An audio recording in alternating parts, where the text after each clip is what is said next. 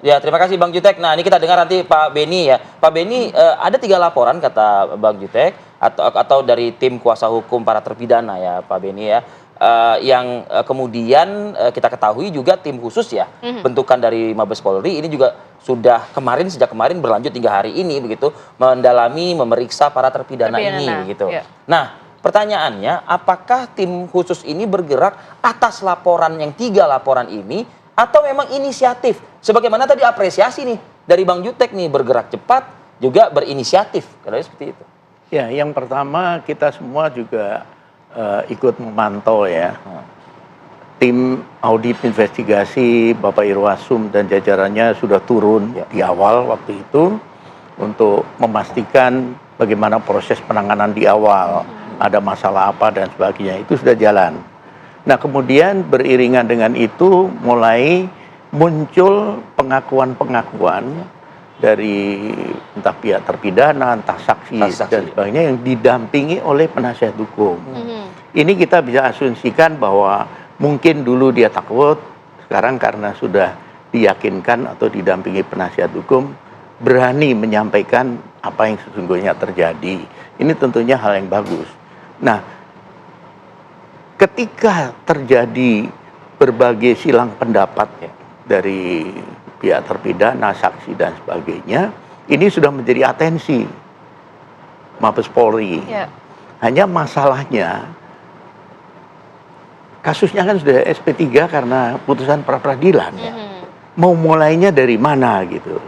Ini kan harus ada dasar untuk membuka kembali atau mulai.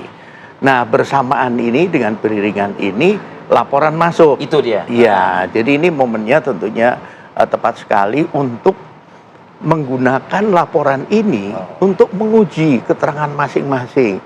Kalau kemarin hanya di media sosial, di media dan sebagainya, ini diawali dengan klarifikasi ya. Di awal itu penyelidikan, klarifikasi. Nanti kalau memang dinilai cukup baru naik ke penyidikan. Sudah pro justisia. Nah, ini tentunya harus dipertanggungjawabkan ketika nanti diajukan ke pengadilan.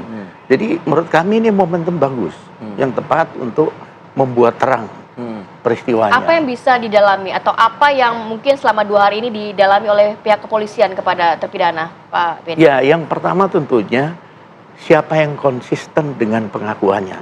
Pasti ada, pasti ada. Mana yang tidak konsisten? Yang tidak konsisten karena apa?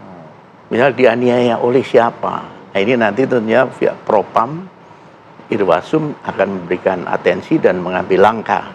Kemudian lagi nanti adakah itu yang menyuruh? Karena ini juga kami dengar katanya ada yang menyuruh dan sebagainya.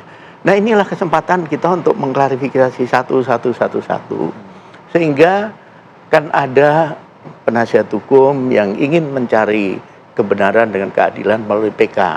Kami berharap nanti ada novum.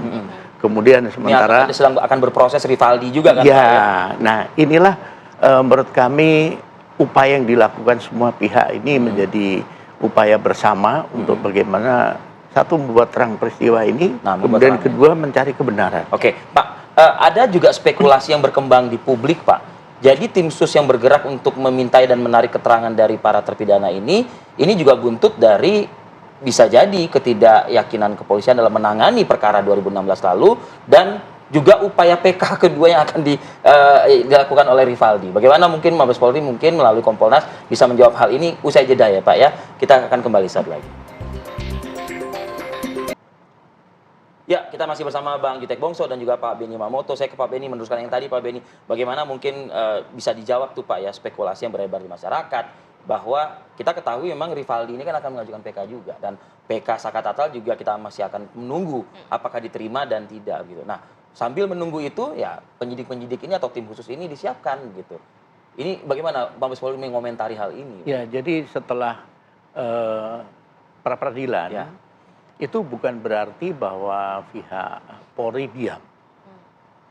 Tetap melakukan upaya-upaya pengumpulan data informasi untuk bagaimana nanti bisa menuntaskan kasus inilah. Nah, itu tidak diekspos.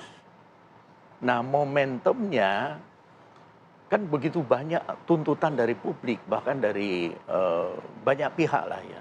bagaimana Polri, bagaimana Polri. Oleh sebab itu Bapak Kapolri langsung begitu ada laporan ini, tim khusus dibentuk, kemudian untuk dilakukan secara terpadu ya.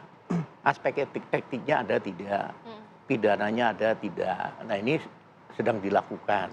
Jadi memang dalam konteks ini ada momen yang tepat lah ya.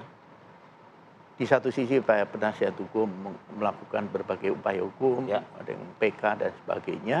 Di sisi lain pihak penyidik juga melihat adakah hal-hal yang nanti bisa menjadi dasar melanjutkan atau membuka kasus Hal-hal ini. jadi dasar ya Pak, Ya. bukannya melakukan perlawanan terhadap PK yang akan diajukan. Tidak, atau yang sedang tidak, iya.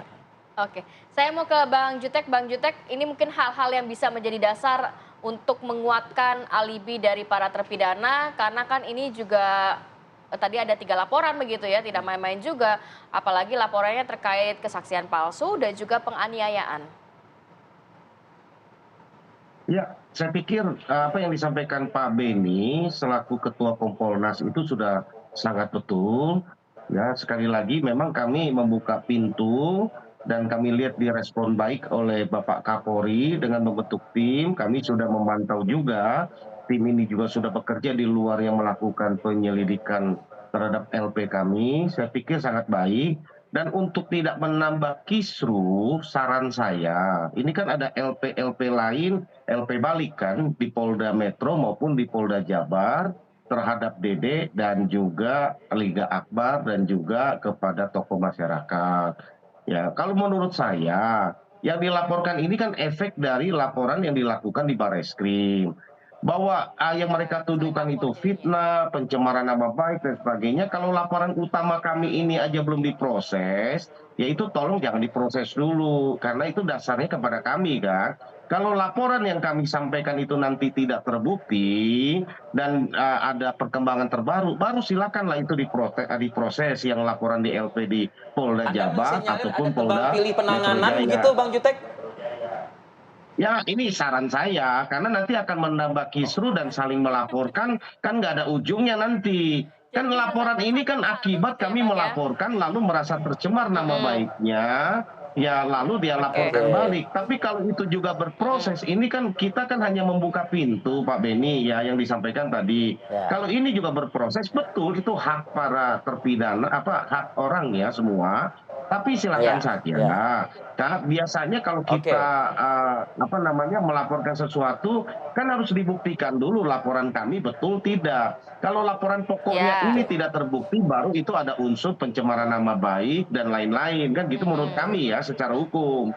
Kalau Ya, ini ya. aja belum Oke. terbukti, laporan utama itu sudah berproses, dua-dua jalan Ada atau laporan misalnya lainnya. malah yang ditetapkan tersangkanya Ya, Pak, atau naik sidiknya Iya. yang duluan laporan pencemaran nama baik, ini tambah rame lagi nanti, gitu kan? Gitu loh. Ini menurut saya Baik, Bang ini Jutek. harus menjadi perhatian gitu kan, gitu. Ya, oke. Kita dengar jawaban Pak Gitu Beni. Mas Mas. Arief. Silakan, Bang Kan Beni. lucu ya. Pak Iya. Beni juga pasti paham lah kalau misalnya yang ini teman-teman melaporkan balik ini kan akibat laporan Jadi kami. jawabnya Oke, Pak oke. Yang Beni, kami Bang Jutek. kami Baik, Bang jangan Jutek. sampai nambah Poinnya tambah sudah kita kisru tangkap. nanti Mas Arief. Itu malah naik Baik, duluan baik. gitu. Iya, iya. Gimana Pak Beni?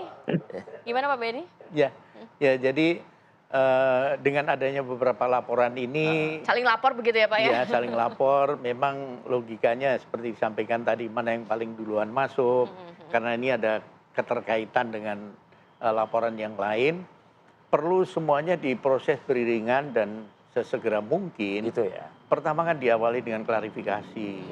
Ini diharapkan semua pihak yang terkait, yang dipanggil, yang diundang dan sebagainya, kooperatif dan memenuhi panggilan, sehingga nanti proses ini jalannya Ada jauh kendala lebih Pak 2 cepat. hari ini Pak? Sejauh ini yang kami dengar tidak ada. Oke.